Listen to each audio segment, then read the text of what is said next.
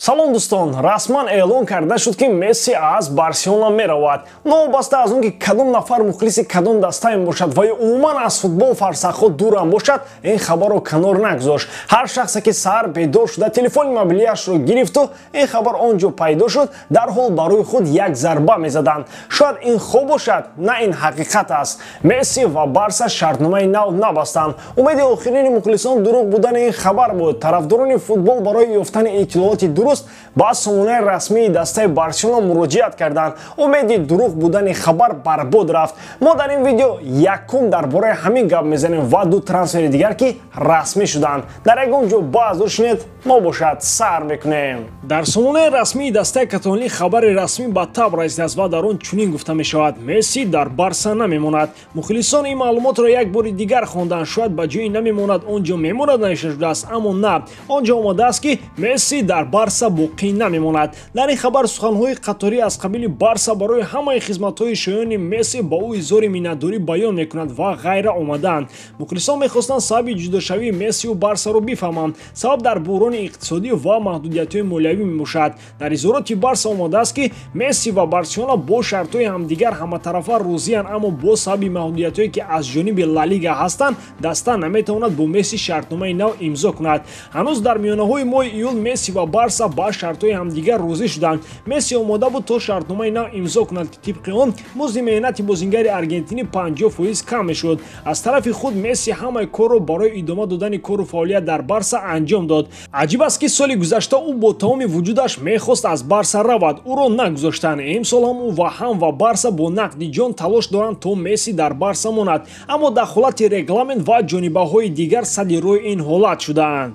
гап сари он аст ки дар Ла Лига маҳдудиятҳои ҷиддии молиявӣ ҳастанд ки тибқи он харҷ ва даромади дастҳо идора карда мешавад. дар мавсими 2019-2020 Барса барои маоши бозингаронаш 671 миллион евро харҷ намуд. дар мавсими меомадагӣ Барса бояд барои бозингаронаш танҳо 383 миллион евро сарф кунад. барои чунин маҳдудиятҳоро паси сар кардан Барса аз Ла Лига хоҳиш кард то барои Месси содагиҳо пешбинӣ шаванд. аммо президенти Ла Лига Хавьер Тебас мегӯяд ки мондани Месси аз ӯ не, балки аз Барса вобаста аст. барои мондани Месси дар Ла Лига ӯ регламенти чемпионатро иваз нахоҳад кард, лекин мондани Месси акнун аз президенти лига сахт вобастагӣ дорад. мағзи масъала инҷост ки соли 2017 Хавьер мехост садди роҳи гузариши Неймар ба ПСЖ шавад. Ла Лига истораҳои асосии худро аз даст дод. Роналду ба Италия, Неймар ва Рамос ба Фаронса, ҳамакнун Мессиам ба дастаи дигар меравад.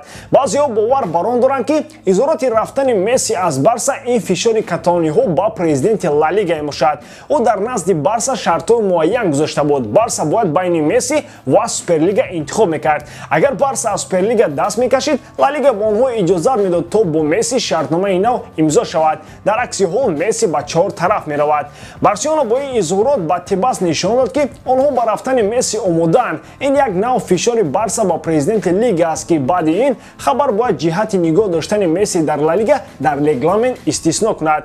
танҳо ва танҳо ӯ қудрати истисно кардан ба ҳолати Месси дорад. агар ба ин назария бовар кунем, ҳадди ақал 10% имконияти мондани Месси дар Барселона ҳаст. изҳороти Барса ҳам хеле макрона навишта шудааст. аз ҷумла дар он ҷо омадааст ки Барса ва Месси бо шартҳои ҳамдигар ба пуррагӣ розиянд. яъне мо розием ҳамаи саволҳои худро ба лига ва маҳдудиятҳои онҳо равон кунед. мо худ ин ҷо қурбонӣ ҳастем. баъди ҳамин хабар бисёртар аз ҳама Гвардиола дасту по хӯрда шуд. дар ин видео бинед ӯ чӣ гуна пеши шайх шитобон рафта мехост гӯяд ки Грилишро нею Мессиро харанд, аммо Гвардиола дер кард. нимҳоятгари англиси дастаи Астон Вилла Ҷек Грилиш расман ба сафи артиши Пеп Гвардиола пайваст. Манчестер Сити барои харидани футболбоз 100 миллион фунт стерлингро сарф намуд. ин нархи нимҳоятгари номбурдаро қиматтарин футболбози англис дар таърих намуд. суоли якум инҷост ки оё Грилиш ба ин нарх меарзад ё ин ки не. посухҳо чун ҳамеша гуногун ҳастанд. баъзеҳо мегӯянд ки агар Грилиш 100 миллион бошад, пас Фоден бояд қиматтар бошад.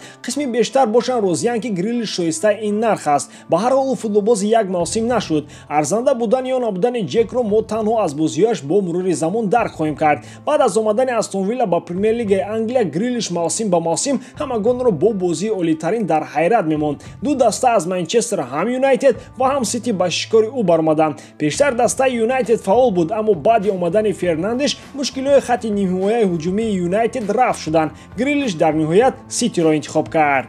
пеш аз ба Сити гузаштан Грилиш дар андешаи он буд ки бояд чӣ кор кунад. Дар Астон Вилла боқӣ монад, бозии олии худро нишон дода ҳамагонро чун пештара дар ҳайрат гузорад ё ба Сити рафта яке аз хатҳои ниҳимояи қавитаринро бо Кевин Де Брюйне ташкил намояд. Ҳар ду вариант Грилишро ба қуллаҳои мақсуд мерасонид. Дар Вилла ӯ соҳиби тарафдорони зиёд ва аҳсанҳои ҷомеаи футболӣ мешуд. Дар Сити бошад соҳиби ҷоизаҳо. Интихоб сари ҷоизаҳо афтод. Грилиш ҳам мисли дигар бозингарон мехоҳад маззаи ба даст овардани ҷоизаҳоро бифаҳмад. Гвардиола дар симои Грилиш нафареро мебинад ки барои ғалаба дар Лигаи Чемпионҳо то имрӯз ба Манчестер Сити намерасид. Дар ҳайати Сити ин футболбоз метавонад аз канорҳои хатти ниҳимояи марказ бозӣ кунад. Ҷек дар ҳар дуи мавқеъ таҷрибаи бозӣ дорад. Ҳамчунин Гвардиола метавонад ӯро ҳамчун ҷойгузини Давид Силва истифода кунад. Соли гузашта чунин футболбоз ба Сити намерасид. Гвардиола бо усули ғайриоддӣ ин мушкилиро ҳал кард. Ӯ ба Гюндаган нақши муҳим дод ки бо усули Лемпар ба ҷаримагӯи рақиб мерафт. Грилиш ва Де Брюйне метавонанд ба Манчестер Сити дар як мавсим беш аз 100 гол таъмин кунанд. Чунон менамояд ки хатти қавии ниҳимояи Сити чунон пурзур шуд ки дигар дар Аврупо ҳам бесобиқа аст. соли гузашта ҳамагон Ансумани Фати гуфта дар бораи Мессии нав сухан меронданд. ӯро ҷойгузини ҳақиқии Лионел мегуфтанд. Бозингари 17 солаам бо дарки масъулияти баланде ки ба души ӯ афтод, кӯшиш кард то ҳамаи хостаҳо ва интизориҳои мухлисонро бароварда кунад ва аз ӯдаи кор баромад.